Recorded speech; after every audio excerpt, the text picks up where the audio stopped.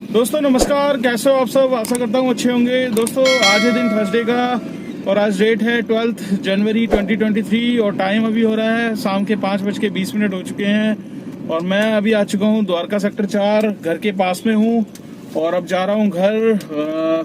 मन तो ये था कि काम और करना है, बट दोस्तों अभी क्या है कि यहाँ पर पता नहीं क्या है कि मतलब ये लगा लीजिए एयरपोर्ट साइड से जो हम टर्मिनल 1 के लिए मुड़ते हैं वहीं से वीआईपी मूवमेंट्स लगी हुई है और टूवर्ड्स अभी द्वारका सेक्टर 3-4 की रेड लाइट तक यहाँ पर है। और वीआईपी मूवमेंट्स क्या है कि मुझे लग रहा है कोई बड़ा ही, या तो मोदी जी निकल रहे हैं या कोई और निकल रहा है, कोई ना कोई बड़ा मिनिस्टर निकल रहा है, जिसकी वजह से पूरा का पूरा बसों का रूट पूरा बंद कर दिया है। बसें नहीं आ रही हैं, पालम से इधर तक आने में दिक्कत हो रही है और काफी मतलब आधे घंटे में मुझे लग रहा है बहुत ज्यादा दिक्कत होगी, क्योंकि पूरा का पूरा ट्रैफिक जो फाटक वाली साइड्स का है उधर का रोक दिया है और इस तरफ का बस मूव कर दिया है धीरे धीरे, और बसें तो बिल्कुल ही रोक दी है। तो सारी दुकानें पटरी वगैरह की सारी बंद कर दी हैं, पूरे आर्मी वाले खड़े हुए हैं और पुलिस वाले लगे हुए हैं। तो मैं तो अभी पहुंच गया हूँ और मैं जा रहा हूँ घर और कोई फायदा नहीं है, मैंने कहा गाड़ी चलाऊंगा और यहाँ पर ट्रैफिक लगने वाला है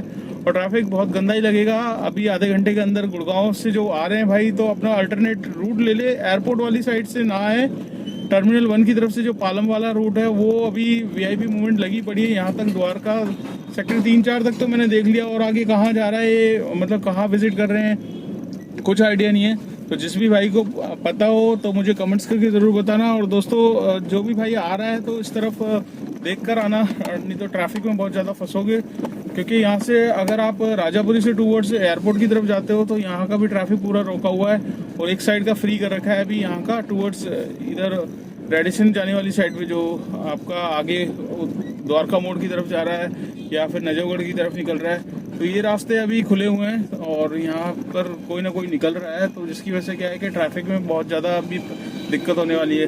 तो मेरा भी ये था कि मैंने सोचा था चलो गुड़गांव से लाया था ये ट्रिप कि और एक दो लोकल कर लूँगा, बट अब लग नहीं रहा लोकल कर पाऊँगा, इसलिए अब जा रहा हूँ घर की तरफ। तो दोस्तों आज मैं मॉर्निंग में निकला था, करीब वही टाइमिंग 9:20 का था, 9:30 तक निकल गया था और पहली ट्रिप मेरे पास सीधा आई थी गुड़गांव।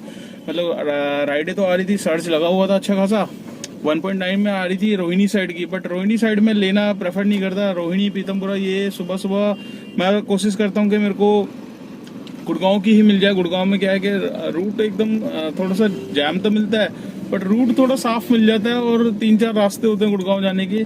तो गुड़गांव जाके फिर वहाँ एक दो लोकल करके फिर अपना लोकेशन लगाता हूँ। तो वैसे ही किया था। पहली ट्रिप आ गई थी गुड़गांव की। गुड़गांव में मैडम का ड्रॉप था आपका साइबर सिटी के जस्ट अपोजिट साइड, तो जहाँ पे इंडसलैंड बैंक का वो फुट ओवर ब्रिज है बस वहीं पे ड्रॉप किया था। वहाँ से मैं मेरे पास आ गई थी गोल्फ कोर्स रोड की बुकिंग। गोल्फ कोर्स छोड़ा, गोल्फ कोर्स से फिर मैंने लगा दी थी लोकेशन, क्योंकि तकरीबन 11 बज के टाइम हो ही गया था, 11 बज गए थे। तो 11 बजते ही फिर मैंने लगा दी लोकेशन ग्रीन पार्क की मेरे पास, क्योंकि वहाँ पर गाड़ियाँ लाइन से खड़ी हुई थी दोस्तों। तो मेरा मानना ये है कि जब भी आप गुड़गांव आओ एक टाइम होता है। देखो काफ़ी लोग बोलते हैं काम कम है और एक ही जगह रुकने से काम नहीं होता है मेरे भाई। जब भी आप कहीं भी हो, चाहे गुड़गांव में हो, फरीदाबाद में हो, कहीं भी हो, फंस रहे हो, थोड़ी देर रुको, 10-15 मिनट गाड़ी को मूव करोगे तो आपको ही बुकिंग मिलेगी। अब मैं जहाँ था गोल्फ कोर्स रोड पे लाइन से गाड़ियाँ खड़ी हुई थी, मैंने लोकेशन लगाई, सीधा मेरे को ग्रीन पार्क की लोकेशन, ग्रीन पार्क की राइड आ गई थी। तो अब मैंने क्या है कि देखो हर चीज़ को अगर आप तरीके से चलाओगे तो आपका काम होता रहेगा, नहीं करोगे तो एक ही जगह खड़े रहोगे तो खड़े ही रह जाओगे, अर्निंग कुछ हो नहीं पाएगी। वैसे ही काम आजकल मंदा है। मंदा होने का रीज़न आपको पता ही है सभी को, स्कूल्स वगैरह की छुट्टी है ठंड की वजह से, ठीक है।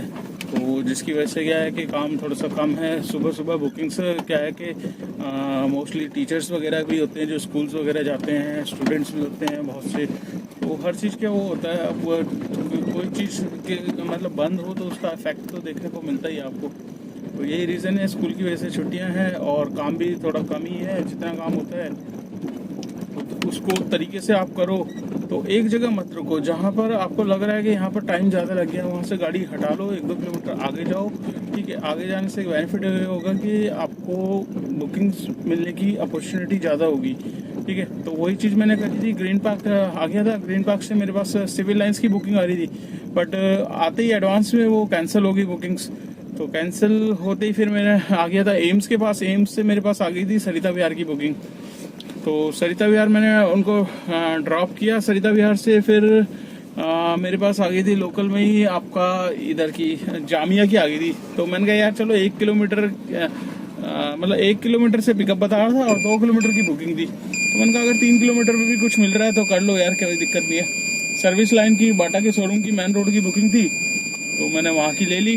वहाँ मैंने 10 मिनट में उनको ड्रॉप कर दिया। 10 मिनट में मेरे को 85 रुपये मिल गए 2 किलोमीटर के। तो मैं घर के पास आ गया हूँ, गाड़ी कर रहा हूँ पार्क।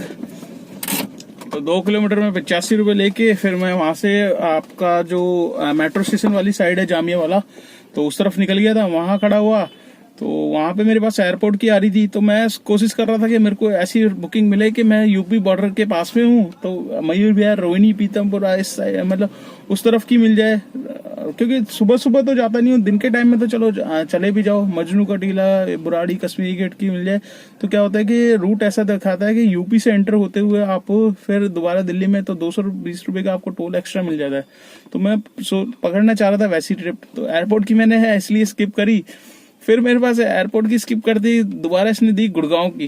तो गुड़गांव की सेक्टर 24 की बुकिंग थी, सॉरी सेक्टर 52 की, गोल्फ कोर्स रोड की। तो दोबारा मेरे पास गुड़गांव आ गई। तो मैंने कहा यार कोई बात नहीं, स्टेट टैक्स का आपको पता ही है, जैसे कि ऊबर एक ही देता है स्टेट टैक्स, और मतलब मैंने कहा चलो कोई नहीं, एक देता है 100 रुपये मारेगा, कोई दिक्कत नहीं है। बट क्या है कि फेयर आपका इसमें देखो, जब आप दोबारा जाते हो तो दोबारा जो भाई जाते होंगे गुड़गांव 2-3 बार जाते हैं, तो उसमें ये देखने को आपको मिलेगा कि जितना किलोमीटर गाड़ी चल रही है उससे आपको 100 रुपये एक्स्ट्रा ही बना के देता है। तो मेरी 36 किलोमीटर गाड़ी चली थी, जिसमें मेरे को जो फेयर बना था 472 रुपये दिया था।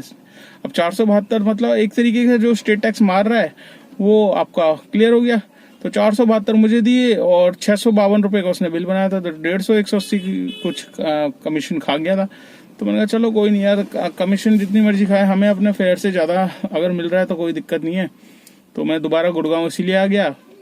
गुड़गांव में फिर मैंने 2 ट्रिप और करी लोकल। फिर उसके बाद पहुंच गया था मैं निर्वाणा कंट्री क्लब के पास में, तो वहीं पे ड्रॉप हुआ था मेरा। वहीं से मेरे पास सीधा आई द्वारका सेक्टर 4 लिखा हुआ रहा। मैंने कहा यार देखो, जिस टाइम वही कहा है ना कि जब आप काम करने की सोचो, और आज सोचा था मैंने कि 9-10 बजे तक रात तक आज करूंगा।